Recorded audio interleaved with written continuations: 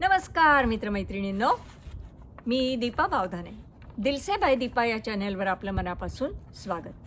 आपण ऐकतो आहोत ऋतू आणि मन.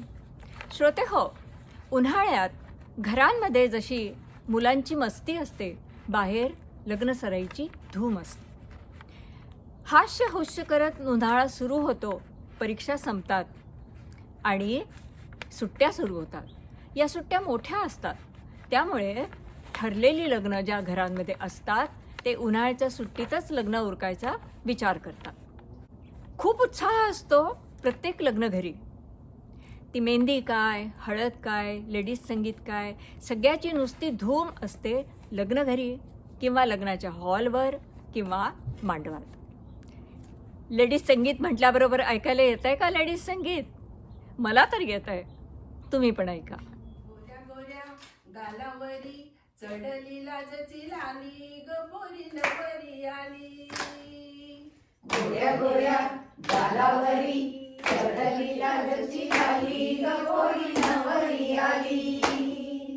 सनईच्या सुरामंदी चौगडा बोलतो नारी ग पोरी नवरी आली. सनईच्या सुरामंदी चौघडा बोलतो नारी ग पोरी नवरी आली. सजनी मैत्रिणी जमल्या अंगणी. सजनी मैत्रिणी जमल्या अंगणी. चढली तोरण मांडवदारी. चढली तोरण मांडवदारी. गोऱ्या गोऱ्या गालावरी चढली लाजची लाली ग पोरी नवरी आली. किण किण कंकण ऋण झुण पैंजण. किण किण कंकण ऋण झुण पैंजण. सजली नटली नवरी आली. सजली नटली नवरी आली. गोऱ्या गोऱ्या गालावरी चढली लाजची लाली ग पोरी नवरी आली. सनईच्या सुरामंदी चौघडा बोलतो नारी ग पोरी नवरी आली. रसिक श्रोते हो, ऐकलात ना?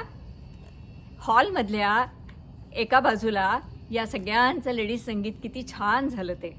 लग्नाच्या सीझनमध्ये लग्नाळू मुलामुलींची हुरहुर तर वाढलेली असतेच, पण ज्यांची लग्न ठरलेली असतात त्यांच्या मनी मोर नाचत असतो.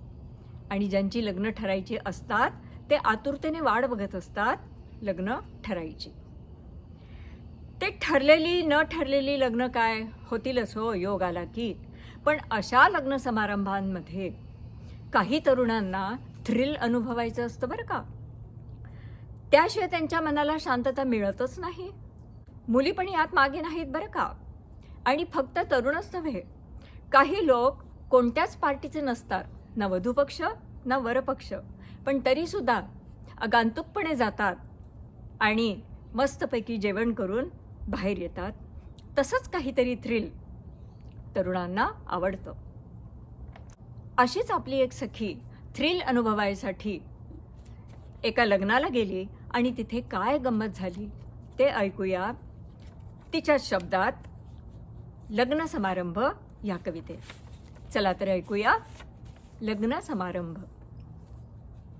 आमंत्रितांच्या यादीमध्ये खरे तर नाव नव्हते माझे. आमंत्रितांच्या यादीमध्ये खरे तर नाव नव्हते माझे, कारण त्या कुटुंबाशी आमचे काहीच संबंध नव्हते. तरीही मला जायचेच होते, लग्न समारंभात मिरवायचेच होते. तरीही मला जायचेच होते, लग्न समारंभात मिरवायचेच होते. वेगळे काहीतरी करायचे होते, थोडे थ्रिल अनुभवायचे होते. आगंतुकपणे तिथे पोचले खरी, आगंतुकपणे तिथे पोचले खरी, पण मनात होती धाकधूक सारखी. कोणी ओळखणार तर नाही ना मला?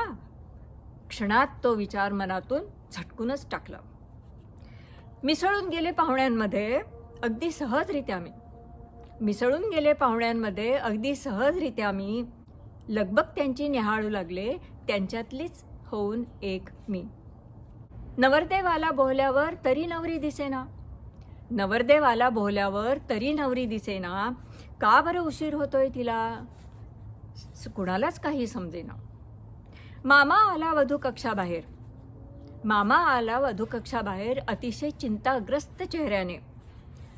नवरी मुलगी दिसत नाही कुठे. म्हणे मुहूर्त आता ढकला पुढे. नवरी मुलगी पळून तर नाही गेली. नवरी मुलगी पळून तर नाही गेली. करवली देखील कुठेच नाही दिसली. सगळीकडे एकदम पसरले टेन्शन. नवरीचे मायबाप बसले धप्पकन. नवरी शेवटी हॉलमध्येच सापडली. बरं का, नवरी शेवटी हॉलमध्येच सापडली. करवली मात्र खरंच होती पळून गेली. तिचे होते म्हणे प्रेम प्रकरण. आई वडिलांना ते नव्हते पसंत. म्हणून तिने असा डाव टाकला आणि पळून जायचा प्लॅन केला. म्हणून तिने असा डाव टाकला आणि पळून जायचा प्लॅन केला. सर्वजण मग मलाच म्हणाले, आता तूच करवली हो म्हणाले. वधूचा मामा म्हणे थांबा पळभर. वधूचा मामा म्हणे थांबा पळभर. तिला श्वास तरी घेऊ द्या क्षणभर. उसंत मिळू द्या जरा तिळभर. आधी तुमचे तरी आवरा भरभर. अशी उडाली सगळीकडे धामधूम. आमंत्रितांना नाही लागली कुणकुण. मग मला बनवलीच करवली दामटून. मी तर गेले पार हपकून.